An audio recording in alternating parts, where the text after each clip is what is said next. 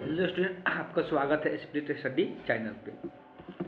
हम लोग आज के सेशन में बायोलॉजी का ऑब्जेक्टिव क्वेश्चन देखने वाले हैं, जिसमें हम लोग 2023 का क्वेश्चन को डिस्कस कर रहे हैं। इसके पहले हम लोग 2024 का क्वेश्चन डिस्कस कर चुके हैं। अगर आप उस वीडियो को नहीं देखे तो ज़रूर जाकर देखिए। तो चलिए चलते हैं। आपको इस चैनल पर प्ले लिस्ट मिल जाएगा बायोलॉजी का क्लास 12 का रिविजन के नाम से, जाकर आप सारे वीडियो देख सकते हैं। आज का क्वेश्चन हम लोग स्टार्ट करते हैं। पिछले क्लास में हम लोग क्वेश्चन नंबर 30 तक कंप्लीट कर चुके थे। आज 21 से स्टार्ट करेंगे।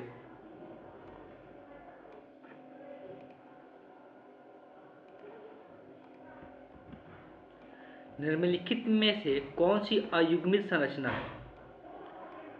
देखो, अयुग्मित का मतलब ही होता है कि जिसमें गुणसूत्र की संख्या क्या हो, आधी हो।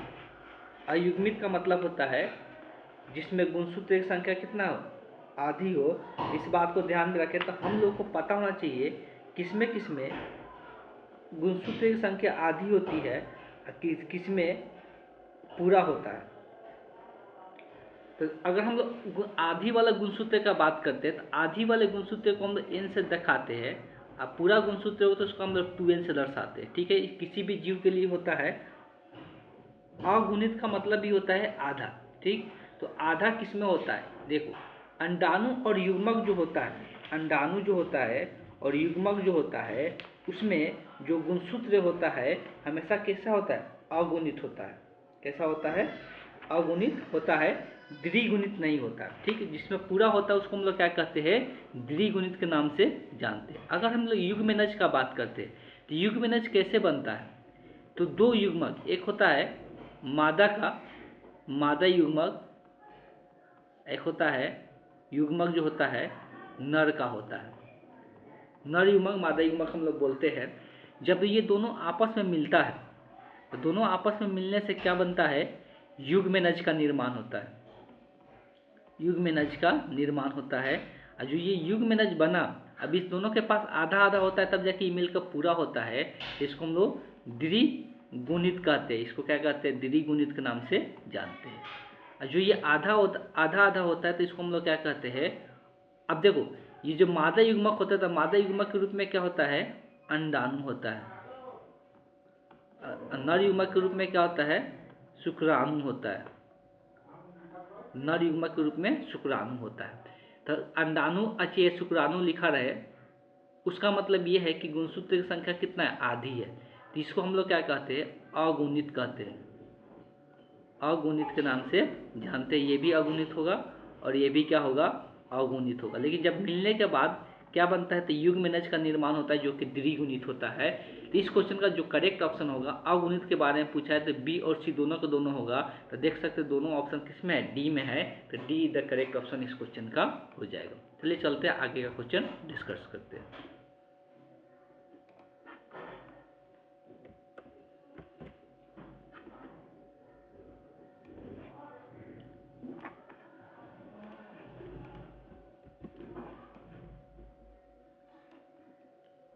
इसमें क्वेश्चन पूछा है कि कौन सा इसमें प्रजाति है जो विलुप्त प्राय प्रजाति है, मतलब जो विलुप्त हो चुका है, अब वो दिखाई नहीं देता है।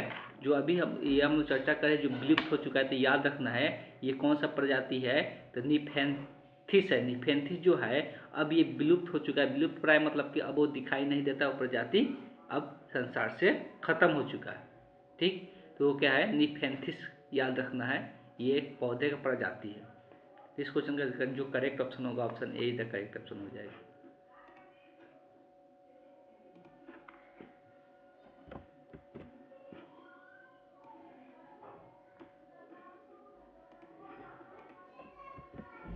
जब हम लोग बात करते हैं समकार्य संरचनाएं, समकार्य मतलब जो एक प्रकार की कार्य को दर्शाता है, जो एक ही प्रकार का, जो कार्य तो समान होते हैं, कार्य क्या होते हैं? समान होते हैं। तो जिसका कार्य समान होता है उसको हम लोग, लेकिन उसका जन्म जो हुआ रहता है अलग अलग जाति से हुआ रहता है। जिसका जन्म क्या होता है? अलग अलग जाति से हुआ रहता है, तो उसको हम लोग असमजात अंग के नाम से जानते हैं। असमजात अंग के नाम से जानते हैं। और वैसे विकास को अभिसारी विकास के नाम से जानते हैं। वैसे विकास को अभिसारी विकास के नाम से जानते हैं। तो यहाँ पे दो चर्चा और भी बढ़ जाता है, समजात अंग और असमजात अंग। दो चर्चा यहाँ पे और भी बढ़ जाता है कि समजात अंग किसे कहते हैं और असमजात अंग किसे कहते हैं।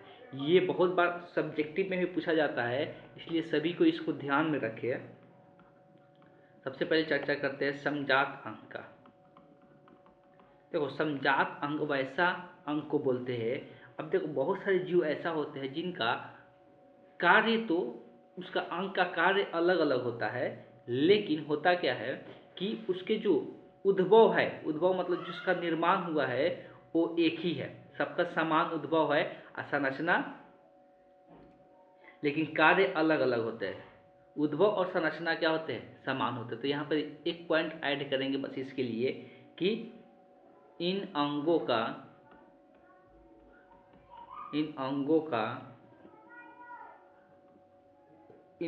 में समान उद्भव होता है। ऐसे लिखते हैं, इन अंगों में समान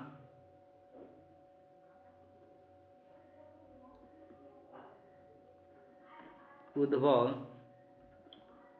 तथा संरचना होते हैं।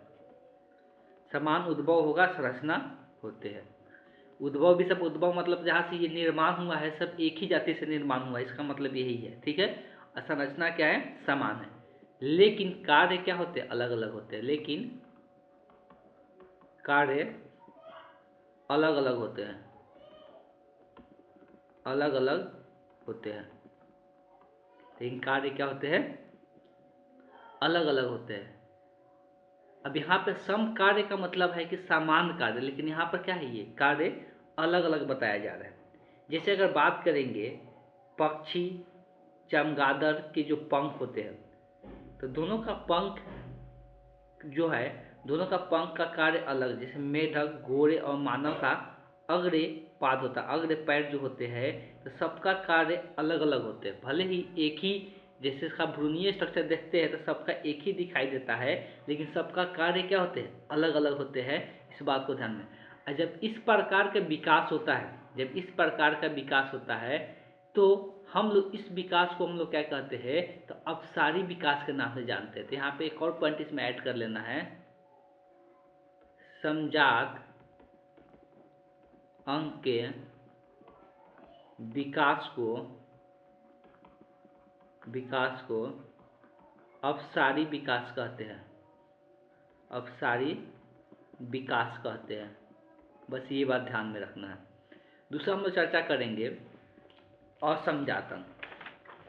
असमजात अंग में क्या होता है कि कार्य तो समान होते हैं, कार्य तो समान होते हैं, लेकिन उन लोग का उद्भव जो होता है अलग अलग होता है। असमजात अंग, असमजात अंग का अगर हम बात करते हैं तो इसको भी हम लोग लिख ही लेते हैं कि इनमें अंग सामान्य कार्य दर्शाते हैं। इसमें लिखेंगे इनके अंग सामान्य कार्य दर्शाते हैं। सामान्य कार्य दर्शाते हैं, सामान्य कार्य दर्शाते हैं, लेकिन इनका उद्भव जो होता है, उद्भव अलग अलग होते हैं। मतलब इन लोग का जो पूर्वज होते हैं अलग अलग होते हैं। इन लोग का जो पूर्वज होते हैं क्या होते हैं?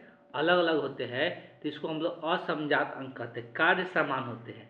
और जब असमजात अंग का विकास को ही हम लोग क्या कहते हैं? तो एक और पॉइंट इसमें लिख लेना है, इसी में लिखना है, ठीक है, कि असमजात अंग के विकास को अभिसारी विकास कहते हैं। अभिसारी विकास कहते हैं, ठीक है। ये पॉइंट जरूर ध्यान में रखना है सभी को, इसलिए कि इससे क्वेश्चन आता है। अब जब असमजात अंग के विकास को हम लोग अभिसारी कहते हैं, इसी में बताया गया कि कार्य क्या है? सामान्य कार्य होते हैं। तो सामान्य कार्य संरचना वाले के परिणाम स्वरूप क्या होता है? अपसारी विकास, सॉरी, किसका विकास होता है? अभिसारी विकास का निर्माण होता है, ठीक। जब सामान्य कार्य जो दर्शाता है तो उसका विकास किस प्रकार का विकास होता है? अभिसारी विकास होता है। तो इस क्वेश्चन का जो करेक्ट ऑप्शन होगा option be the correct option हो जाएगा। चलिए चलते हैं हम लोग नेक्स्ट क्वेश्चन देखते हैं।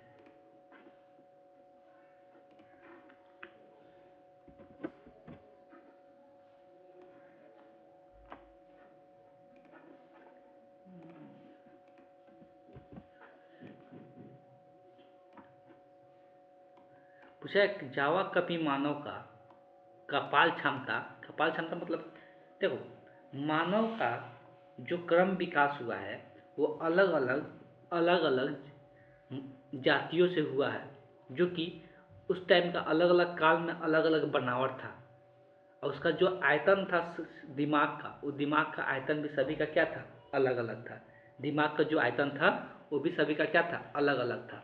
इसीलिए अगर हम लोग सबसे पहले पुराना वाला के पास जाते हैं, तो सबसे पहले अगर पुराना वाला के पास जाते हैं तो अगर हम लोग पूछा जाए, एक आज सबसे पहले आता है जावा मानव, ठीक है।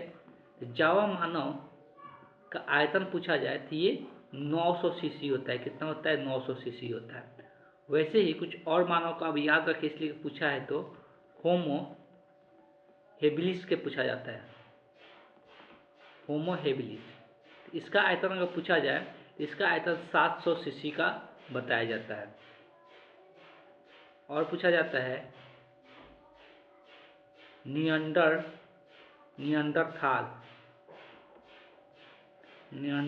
मानव, इसका आयतन पूछा जाए तो इसका 1400 सीसी होता है। एक और होता है होमो इरेक्टस। होमो इरेक्टस का जो आयतन होता है 900 सीसी होता है। और होता है क्रोमैंगनान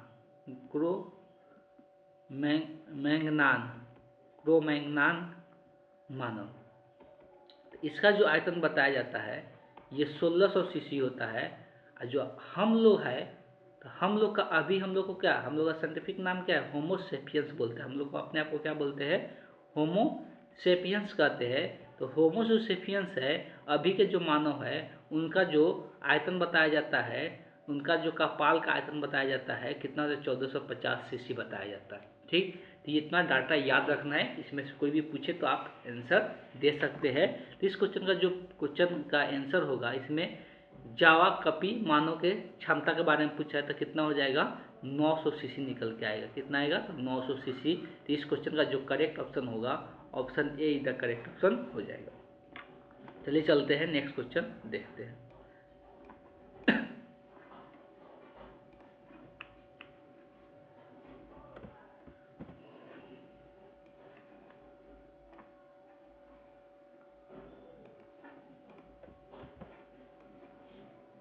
आगे एलोपैथी किसके स्राव के कारण उत्पन्न होता है? देखो ये एक प्रकार के रसायन होता है जिसके कारण ये स्राव किसके स्राव के कारण उत्पन्न होता है? कौन स्राव होता है? तो एलोपैथिक निकलता है उसमें से। कौन सा स्राव से? तो अबिस्क स्राव। कौन सा? अबिस्क स्राव, टॉक्सिम इसको इंग्लिश में बोलते हैं। तो इसी के स्राव के कारण क्या होता है? एलोपैथिक का स्राव देखने को मिलता है। तो इस क्वेश्चन का सिंपल आंसर याद रखें कौन होता है? अबिस्क स्राव होता है। इस क्वेश्चन का आंसर जो करेक्ट ऑप्शन है सी द करेक्ट ऑप्शन हो जाएगा। चलिए चलते हैं नेक्स्ट क्वेश्चन देखते हैं।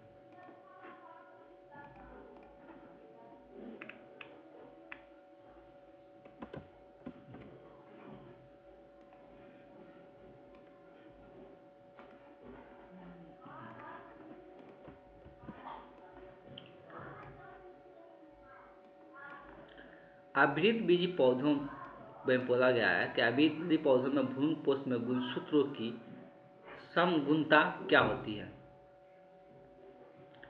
देखो जो भ्रूण पोष होता है तो उसमें अगर हम लोग बात करते हैं आवृत बीजी पौधों में जब निषेचन का घटना होता है तो उसके दौरान जो गुणसूत्र बनता है वो त्रिगुणित होता है। कैसा होता है?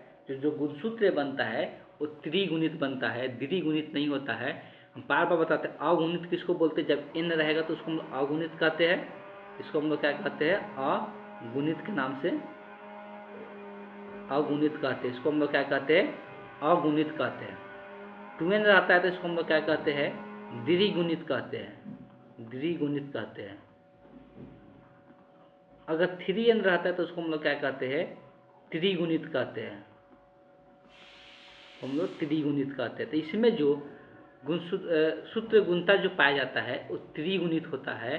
तो इस क्वेश्चन का जो करेक्ट ऑप्शन होगा option be the correct option हो जाएगा।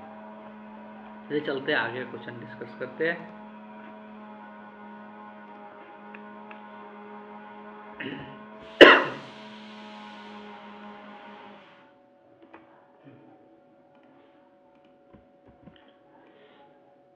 फादर पहले भी ये डिस्कस किए थे कि मानव में अब गुणसूत्र की संख्या पूछा जाए, मानव में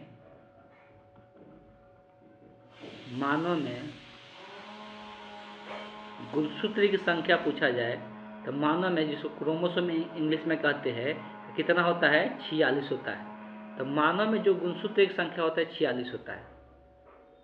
लेकिन ये तो द्विगुणित की संख्या हो गया। जब युग्मक बनता है तभी हम बताए थे मानव में 2 प्रकार का, अगर नर है तो नर युग्मक बन का निर्माण होता है, मादा है तो मादा युग्मक का निर्माण होता है, मादा युग्मक का निर्माण होता है। ठीक है, तो नर युग्मक में गुणसूत्र की संख्या कितना होता है, 23 होता है। मादा युग्मक में भी गुणसूत्र की संख्या 23 होता है। तो कहीं पर मादा युग्मक लिखा रहे या नर, इसको हम लोग शुक्राणु भी लिख सकते हैं, इसको हम लोग अंडाणु भी लिख सकते हैं। ठीक है, तो अंडाणु में कोई गुणसूत्र की संख्या पूछेगा तो 23 होगा, शुक्राणु में भी कोई गुणसूत्र की संख्या पूछेगा तो 23 होगा। यही दोनों मिल के युग्मनज का निर्माण होता है। किसका निर्माण होता है,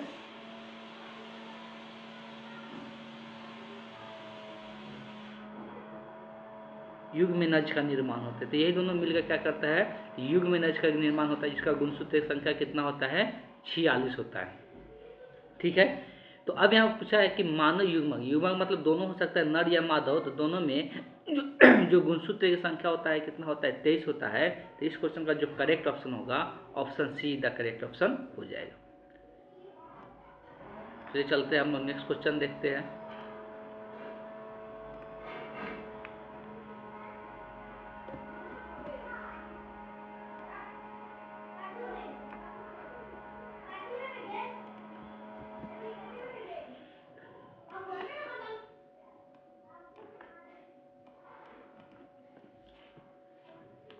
आगे है नीलहरित शैवाल जो होता है ये किसके खेती के लिए ज़्यादा उपयोगी होता है, जैव उर्वरक का काम करता है, उर्वरकता को बढ़ाता है खेत का, मतलब मिट्टी का उर्वरकता बढ़ाएगा तो हमेशा वहाँ पर खेती अच्छा होगा। तो ये किसके लिए सबसे ज़्यादा उपयोगी होता है, इस बात को ध्यान में रखना लोग, ये चावल के लिए सबसे ज़्यादा उपयोगी होता है, ये चावल के लिए सबसे ज़्यादा उपयोगी होता है। चलिए चलते हम लोग नेक्स्ट क्वेश्चन देखते हैं।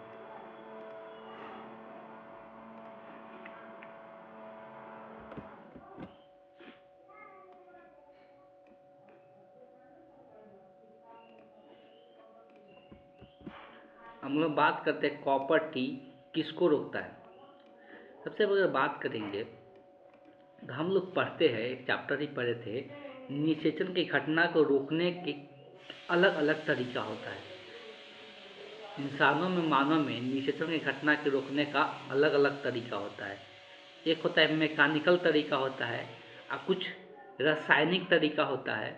तो ये सब अलग अलग तरीका हम लोग पढ़े थे निषेचन की घटना को रोकने का। इसी में एक आता है कॉपर टी।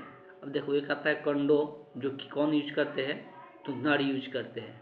कॉपर टी कौन यूज करते हैं, तो मादा यूज करती है। कौन यूज करते हैं, तो मादा यूज करती है निषेचन घटना। किसी एक को यूज करना पड़ता है निषेचन घटना रोकने के लिए, दोनों की जरूरत नहीं होता है। कुछ ऐसे भी जो दावा खाती है लोग, महिलाएं जो दावा खाती है निषेचन घटना रोकने के लिए, तो उसमें क्या होता है, तो वो अंडो तस्कर के प्रक्रिया को क्या करता है, रोक देता है। अंडो तस्कर की प्रक्रिया बता चुके हैं हमेशा कि अंडाशय से निकल के अंडाशय से क्या होता है, अंड निकल के कहाँ पे, फलोपियन नली में जाना ही क्या कहलाता है, अंडो तस्कर कहलाता है। लेकिन जब वो दावा खाती है निषेचन घटना रोकने के लिए, जो दावा खाती है वो अंडो तस्कर की प्रक्रिया को ही क्या करता है, रोक देता है। लेकिन यहाँ पर कॉपर टी वैसा कुछ काम नहीं करता है।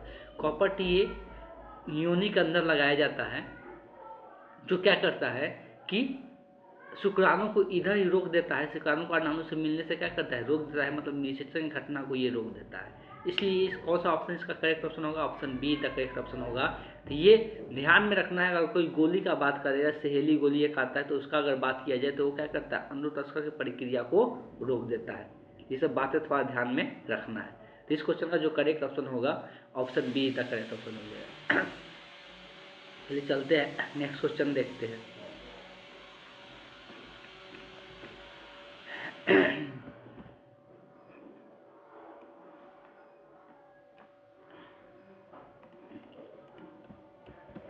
अब यहाँ पर बात किया जाए कि रीटो वायरस किस बीमारी का रोगजनक है। देखो अलग अलग बीमारी जो होता है अलग अलग रोगजनकों के कारण होता है। अलग अलग जो बीमारी होता है अलग अलग रोगजनकों के कारण होता है। तो कौन सा बीमारी कौन सा रोगजनक के कारण होता है, ये याद रखना जरूरी है। अगर हम लोग बात करते हैं, बहुत सारा बीमारी हम बताए भी है, सबका रोगजनक लिखवाया भी गया है। कुछ का फिर से थोड़ा ट्राई करते हैं कि लिख दे जो कि याद रहे। अगर हम लोग बात करते हैं अमीबा पेचिस, अमीबा पेचिस पहला जो बीमारी हम लिख रहे हैं, अमीबिए पेचिस बोलते हैं। ज़्यादा डिस्कशन नहीं करेंगे ना, बहुत समय लग जाएगा। तो ये प्रोटोजुआ से होने वाली बीमारी है। ये किससे होने वाला है, तो प्रोटोजुआ, ये भी याद रखना जरूरी है। ये प्रोटोजुआ से होने वाला बीमारी है। और इसमें कौन सा प्रोटोजुआ यूज होता है, तो इसका याद रखना है नाम अमीबिए, अमीबिए पेचिस। पूरा नाम क्या है, अमीबिए पेचिस एट अमीबा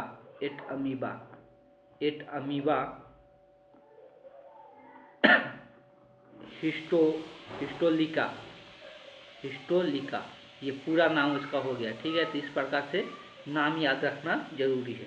कुछ मलेरिया का भी याद रख सकते हैं। मलेरिया जो होता है परजीवी से होता है। कौन से परजीवी से होता है, तो प्लाज्मोडियम से होता है। मलेरिया परजीवी प्लाज्मोडियम लेकर आता है, जिससे वो बीमारी देखने को मिलता है।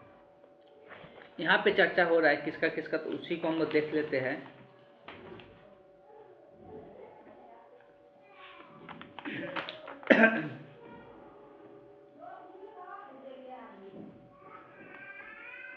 ऐसा करते हैं कि सबका अगर अलग अलग होता है, लेकिन इसको एक बार हम टेबल में भी शायद करके नहीं लिखवाए थे, लेकिन अलग अलग बीमारी का जरूर लिखवा दिए थे। तो एक बार उसी को देख ले, इसलिए बहुत सारा है, उसको लिखवाना वही मुश्किल है, बहुत ज़्यादा टाइम चल जाएगा। इसमें हम लोग रीटो वायरस का अगर बात करते हैं, इसको रिट्रो विषाणु के भी नाम से जानते हैं। रिट्रो विषाणु क्या करता है, किसी के आरएनए का वायरस, एक आरएनए का एक पूल होता है, इसका जो आरएनए का बना हुआ रहता है, और ये किसी मानव के शरीर में जाकर जो मानव को एड्स जो होता है उसको ये फैलाने का और काम करता है। जो मानव का शरीर में अगर एड्स बीमारी हुआ है तो इसको फैलाने का ये और काम करता है रीटो विषाणु। और यही रीटो विषाणु क्या करता है, धीरे धीरे मानव के शरीर का जो एड्स वायरस है उसको बहुत ज़्यादा फैला देता है। तो ये हम बोल सकते हैं कि ये किस के कारण, ये कौन सा इसका रोगजनक है, तो एड्स हो जाएगा। तो इस क्वेश्चन का जो करेक्ट ऑप्शन होगा option see the correct option हो जाएगा। आज का डिस्कशन हम यहीं पे एंड करेंगे। नेक्स्ट क्लास में हम लोग आगे के क्वेश्चन का डिस्कशन करेंगे।